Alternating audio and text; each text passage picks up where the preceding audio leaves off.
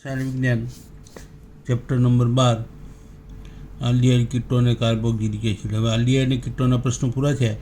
હવે કાર્બોક્સિલિક એસિડના આપણે MCQ જોઈશું। 132 આઇસોથેલિક એસિડનું સાચું સૂત્ર। આઇસોથેલિક સામાન્ય નામ આપણા કોર્સમાં છે નહીં એમ તો, બરાબર, પણ તમને જવાબ કહી દઉં કે એમાં જવાબ આવશે આ। મેટામાં જો COOH હોય, જો ઓર્થોમાં હોય તો તરત થેલિક એસિડ કહેવાય, બરાબર। મેટામાં હોય તો આઇસોથેલિક કહેવાય, તરફ થેલિક આઇસોથેલિક। 133 2 હાઇડ્રોક્સી બેન્ઝીન કાર્બોક્સિલિક એસિડનું સામાન્ય નામ શું? 2 hydroxy benzene carboxylic acid, benzene carboxylic acid એટલે આ બેન્ઝીન, બરાબર, અને COOH હોય તો કાર્બોક્સિલિક એસિડ, અને 2 હાઇડ 2 ઉપર OH આવી ગયું આખું બંધારણ, સેલિસિલિક એસિડ, બરાબર, સામાન્ય નામ સેલિસિલિક એસિડ। COOH CH2 દો આનું સામાન્ય સૂત્ર, સામાન્ય નામ તો કાર્બન કેટલા છે? 4 અને 5 ને 6 હોય તો કયો આવશે? એડિપિક એસિડ।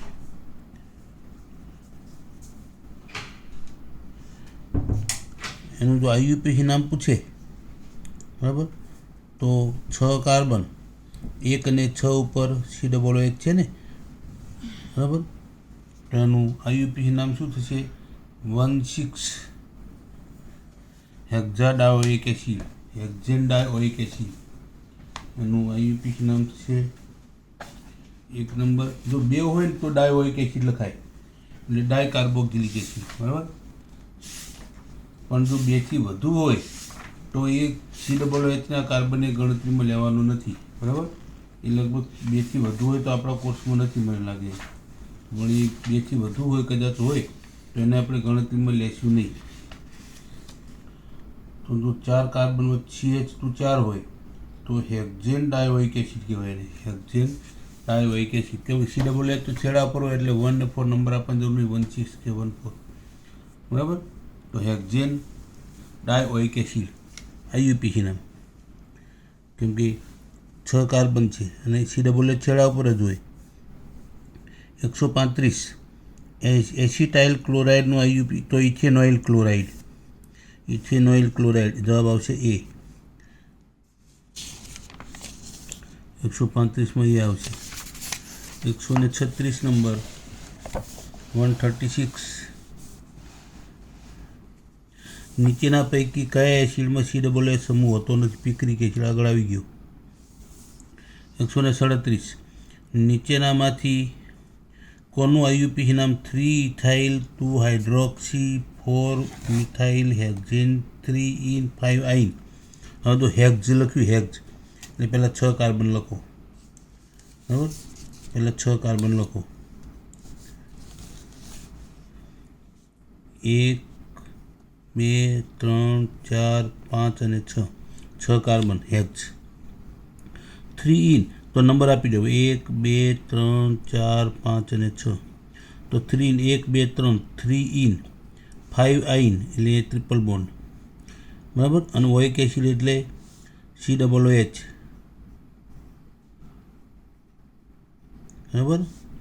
જો આને આપણે નંબર 1 આપ્યો, COOHને 1 નંબર આપવાનો, તો 2 3 ઉપર ઇન, 5 ઉપર આઇન, પછી 4 ઉપર મિથાઇલ તો 4 ઉપર મિથાઇલ, પછી 2 ઉપર હાઇડ્રોક્સી, 3 ઉપર મિથાઇલ, 3 ઉપર ઇથાઇલ અને CH2 CH3। હવે આવું બંધારણ આમાં કયું છે? તો જો COOH છે એની બાજુમાં OH તો હાર્યો, પછી કાર્બન એક બનતી, પછી એક બાજુ છે, તો જો આમાં અહીંયા છે C, પછી CH2 CH3 એની સાથે દ્વિબંધ, તો આમાં 137માં એ જવાબ નહીં આવે, બરાબર। હવે બી જુઓ, બીમાં જુઓ તો COOH સમૂહ એની સાથે બાજુના કાર્બન ઉપર OH આવ્યો, પછી એક બંધ, પછી અહીંયા દ્વિબંધ, બરાબર, દ્વિબંધ છે એની અહીંયા જોડાયેલો છે દ્વિબંધ,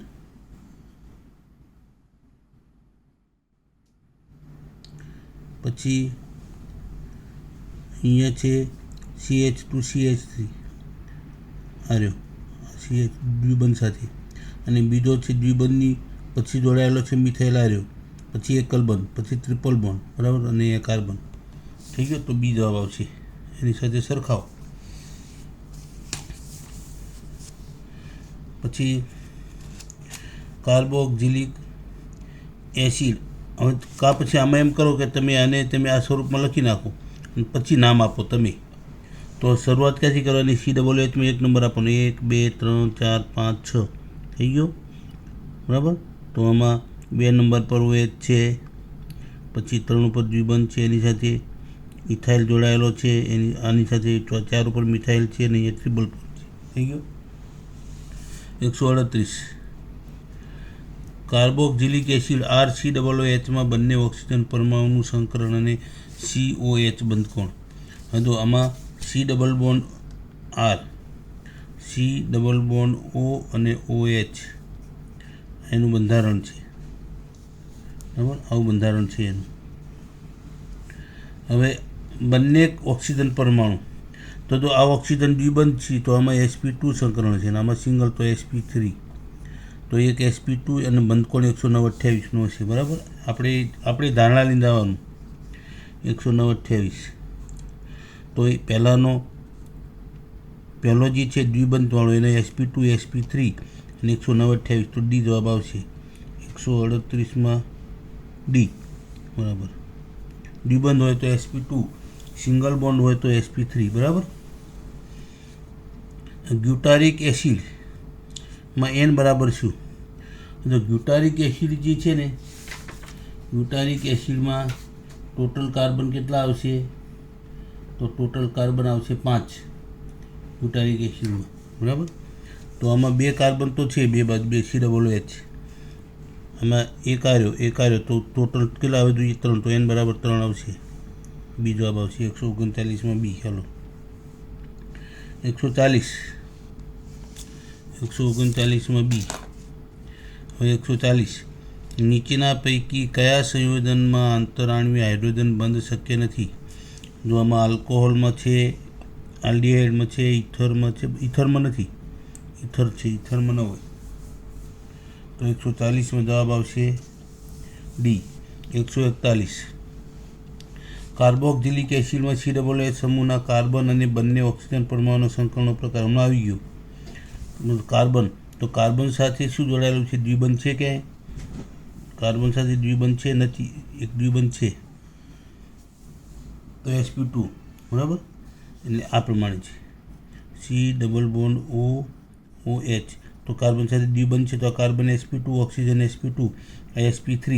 કોના લેવાના છે આપણે? કાર્બન sp2 અને બંને ઓક્સિજન, તો એક sp2 અને બીજો sp3. તો sp2 sp3 sp2 sp2 sp3 આવું શામાં લખેલું છે? sp2 sp2 sp3 આ બીમાં. 141માં બી. પછી નીચેનામાંથી કયો એસિડ મોનોબેઝિક છે, એટલે કે જેમાંથી એક પ્રોટોન મળે? તો લેક્ટિક એસિડમાંથી એક મળશે, સેકેરિકમાં 2 COOH, તો આમાં 2 COOH, તો આમાં 2 COOH, તો આવશે જવાબ લેક્ટિક એસિડ,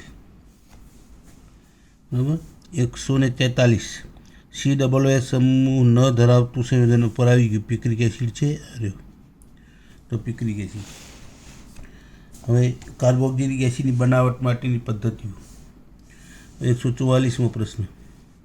ફિનાઇલ મેગ્નેશિયમ બ્રોમાઇડ વત્તા CO2 આ ગ્રિગ્નાર્ડ પ્રક્રિયા છે.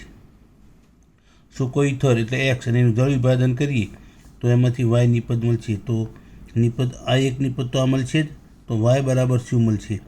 કેટલા કાર્બન છે એમાં? ફિનાઇલ મેગ્નેશિયમ ફિનાઇલ એ કાર્બન ઉમેરાણો, બરાબર. તો C તો બેન્ઝોઇક એસિડ બનશે. 144માં જવાબ આવશે સી. હવે પ્રક્રિયા જો આખી તમને જો કરવી હોય તો એ પ્રક્રિયા તમારે પહેલાં તો ગ્રિગ્નાર્ડ પ્રક્રિયા જે છે આખી પ્રક્રિયા તમારે લખવી પડે. તેમાં સુકોઇથર હોય એની હાજરીમાં તો RCO2 બનશે MgX, પછી એનું જળ વિભાજન કરશો તો COOHમાં રૂપાંતર થાય. પ્રક્રિયા તમને બુકમાં આપેલી જ છે. કાર્બોક્સિલિક એસિડની બનાવટ ગ્રિગ્નાર્ડ પ્રક્રિયા. તો જો ફિનાઇલમાં 6 કાર્બન અને આમાં 1 કાર્બન છે, ફિનાઇલ આમાં 6 અને એક આ કાર્બન આ 7મો, એટલે 7 બેન્ઝોઇક એસિડ બનશે. ટોટલ એક ફિનાઇલ કેન્દ્રમાં 6 અને એક COOH 7મો, 145. નીચેનામાંથી કઈ પ્રક્રિયામાં નિપજ ઇથેનોઇક એસિડ મળશે નહીં? હા જો આમાં ઇથેનોઇક એસિડના 2 અણુ મળશે, ડી1 તૂટશે એટલે 2 કાર્બનવાળો 2 કાર્બનવાળો. આમાં એસિડિક એનહાઇડ્રેટ છે તો આમાં ઇથેનોઇક એસિડ મળશે. આમાં એસ્ટર છે ને, એસ્ટરમાંથી નહીં મળે. એસ્ટરમાંથી ઇથેનોઇક એસિડ તો એક મિથેનોઇક મળશે, એક મિથાઇલ આલ્કોહોલ મળશે અને બીજો મળશે આ તો ફિનાઇલ છે. આપણે જોઈએ કયો ઇથેનોઇક, તો ઇથેનોઇક તો આમાં 6 કાર્બન છે તો હશે જ નહીં. તો 145માં ડી આમાંથી નહીં મળે. આમાં CONH2 છે ને, આમાંથી તો આપણને ઇથેનોઇક એસિડ મળશે, કેમ કે આનું આપણે જો પહેલાં ઇથેનોલ ક્લોરાઇડ સાથે પ્રક્રિયા કરીએ પછી આનું જલ વિભાજન કરીએ તોય મળશે. એમાઇડનું જલ વિભાજન કરીએ તો એમાંથી આપણને કાર્બોક્સિલિક એસિડ મળશે. તો એમાઇડના જલ વિભાજનમાં આપણે શું કરતા હતા, તો એમાઇડની પ્રક્રિયા આપણે કરીએ જલ વિભાજનની, તો એમોનિયા છૂટો પડશે, બરાબર. આમાંથી એમોનિયા છૂટો પડશે અને કાર્બોક્સિલિક એસિડ મળશે. પછી પ્રશ્ન નંબર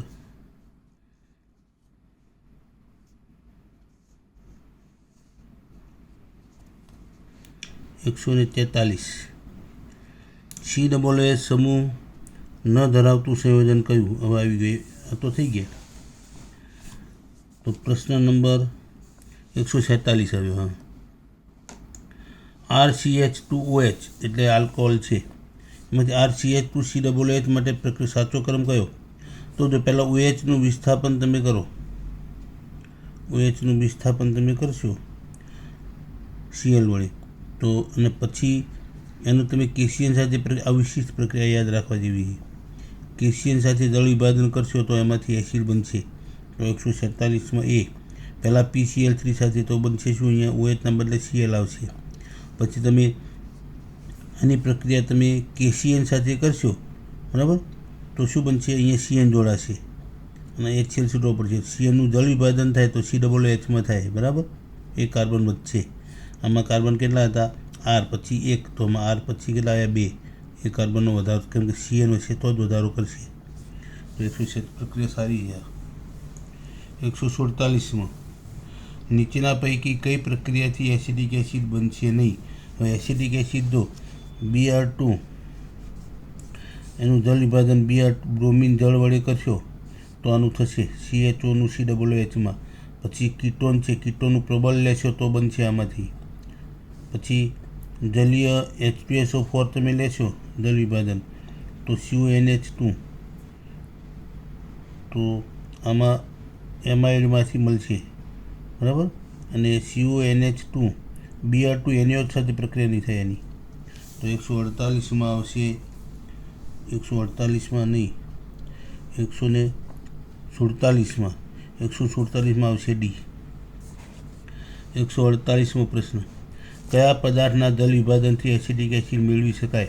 હવે કોનું જળ વિભાજન કરીએ તો એસિડિક એસિડ મળશે? બોર્ડમાં 2019માં પૂછાણ, કયા પદાર્થના જળ વિભાજનથી એસિડિક એસિડ મળશે? તો જો એસિટોનનું જળ વિભાજન કરશો તો એસિટોનનું જળ વિભાજન કરશો નહીં મળે, ઓક્સિડેશન કરશો તો મળશે.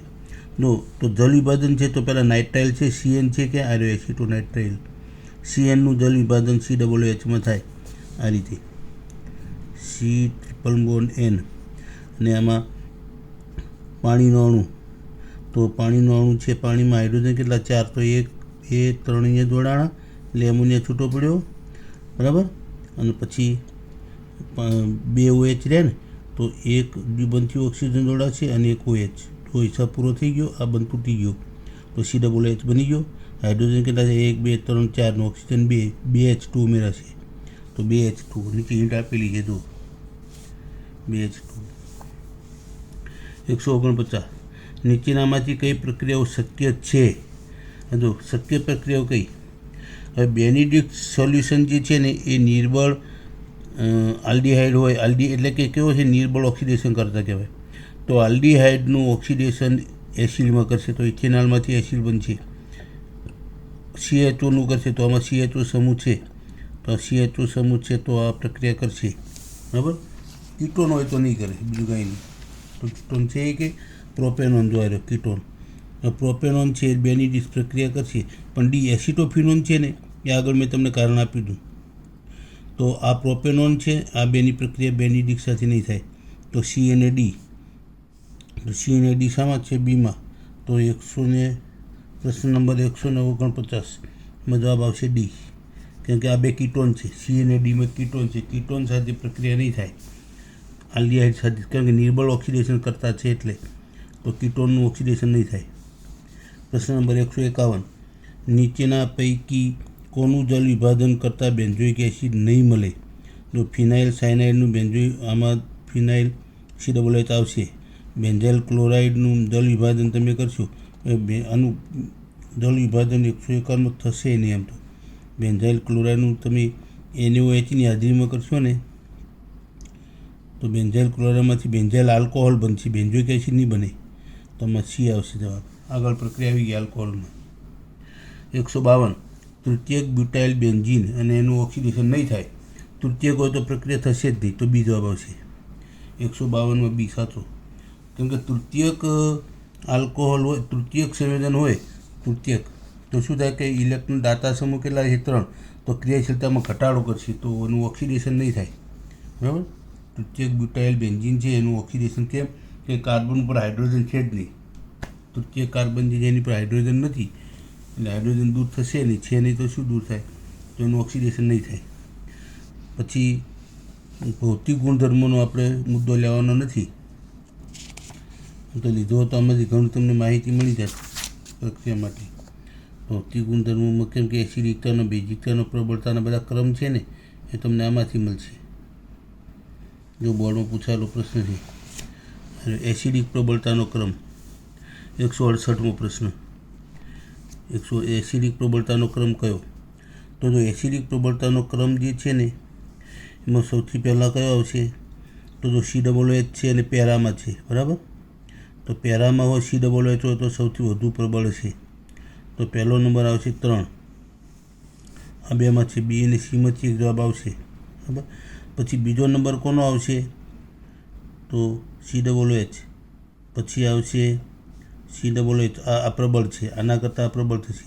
જ્યારે ઓર્થોમાં જોડાયેલો છે તો એની પ્રબળતાનો સાચો ક્રમ છે ને, તો સૌથી પહેલો સૌથી વધુ કોની આવશે? 3 નંબરની. પછી આવશે 4 નંબર, 3 નંબર, 3 એના કરતાં વધારે છે 4 નંબર, એના કરતાં વધુ છે 1 નંબર, પેરામાં જોડાયેલો છે ને, અને એના કરતાં વધુ છે 2 નંબર. તો જવાબ આવશે 168માં બી. તો બીમાં કયો છે? આ રહ્યો 3, 4, 1 ને 2. પછી બોર્ડમાં બીજો પ્રશ્ન પૂછાયેલો છે આ. હવે સંયોજનની એસિડિક પ્રબળતા કોની સૌથી વધારે છે? હવે તો 119 ઉપર આવી ગયું. બરાબર. તો અહીંયા સૌથી વધુ કોની લીધી આપણે? 2 નંબર. તો ઓર્થોમાં જો COOHના ઓર્થોમાં NO2 હોય તો ઓર્થોમાં NO2 આ રહ્યો. સૌથી વધુ કોની છે? તો C આવશે. 169માં C આવશે. બરાબર. પછી પ્રશ્ન પૂછાયેલો બોર્ડમાં બીજો, કયા એસિડ માટે pKaનું મૂલ્ય સૌથી વધુ હોય? તો pKaનું મૂલ્ય કોનું? જેનું Kaનું મૂલ્ય ઓછું હોય એનું વધારે. નિર્બળ કયો? બધામાંથી નિર્બળ શોધી કાઢો. સૌથી નિર્બળ કયો છે? તો સૌથી નિર્બળમાં ઇથેનોઇક એસિડ, પ્રોપેનોઇક. જેમ ઇલેક્ટ્રોન દાતા સમૂહ જોડાશે એમ પ્રબળતા ઘટશે. તો આમાં ઇલેક્ટ્રોન દાતા સમૂહ 2 છે, 2 ડાયમિથાઇલ છે ને, તો આની પ્રબળતા સૌથી ઓછી છે. તો જવાબ આવશે ડી. જેમ ઇલેક્ટ્રોન દાતા સમૂહ જોડાશે એમ COOHની ક્રિયાશીલતામાં ઘટાડો થશે, એટલે કે પ્રોટોન આપવાની વૃત્તિ ઘટશે, એટલે કે એસિડિકતા ઘટશે. બરાબર. તો જે નિર્બળ હશે એનું pKનું મૂલ્ય સૌથી વધારે છે. બરાબર. કેમ કે pK બરાબર -log Ka. પ્રશ્ન નંબર 171, કયા એસિડ માટે pKનું મૂલ્ય સૌથી વધારે છે? તો સૌથી નિર્બળ હશે એનું વધારે છે. આમાં નિર્બળ કયો? તો આ દાતા સમૂહ છે તો નિર્બળ. આ આકર્ષક સમૂહ છે. આના કરતાં પછી આ કેવો છે? મિથાઇલ. તો આ દાતા સમૂહ. આ તો બી અને ડી તો નહીં જ આવે, બરાબર, કેમ કે એ બે પ્રબળ બનશે. તો 171માં પ્રબળતામાં Cl અને મિથાઇલ અને મિથોક્સી બેની પ્રબળતા જોવાની રહી. તો 171માં મિથોક્સી જે છે, બરાબર, એના કરતાં એટલે આ પ્રબળ છે. તો આ કેવો બનશે? ઇલેક્ટ્રોન દાતા પ્રબળ છે, તો આનું ક્રિયાશીલતા ઘટાડશે, એટલે pKનું મૂલ્ય વધશે. તો જવાબ આવશે એ. પછી એસિડિક પ્રબળતાનો સાચો ક્રમ કયો?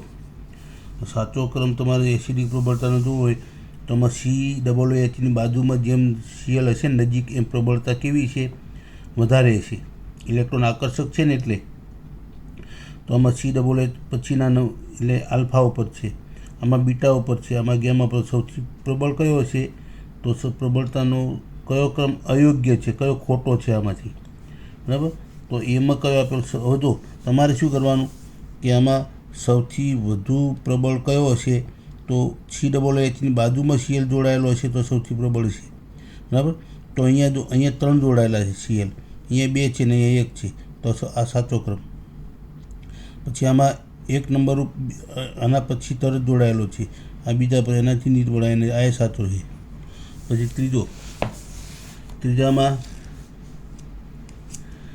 ત્રીજાની અંદર જો આ પહેલો બીજો, તો આમાં પેરામાં જોડાયેલો છે તો પ્રબળ છે. પછી એના કરતાં બેન્ઝોઇક એસિડ અને આ દાતા સમૂહ છે તો પ્રબળતા ઘટશે, સાચો.